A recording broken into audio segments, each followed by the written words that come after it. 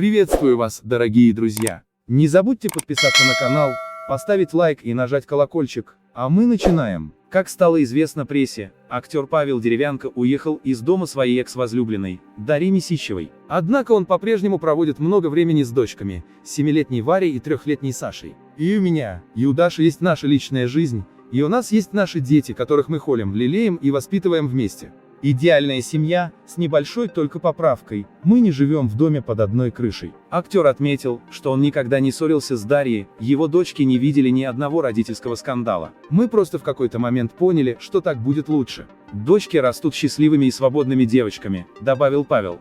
Актер рассказал, что появление на свет старшей дочери не изменило ход его холостяцкой жизни. Большая любовь и осознание отцовства пришли со временем, и теперь я счастливейший человек. У меня 2 обожаемые сладкие дочки, и я не перестаю удивляться своему счастью, признался Деревянко. Артист также подчеркнул, что мечтает о сыне, хотя о еще одном браке пока не задумывался. Павел не стал скрывать, что раньше старшая дочка не принимала его популярность. А вот младшая, наоборот, удивляется, когда видит отца на экране.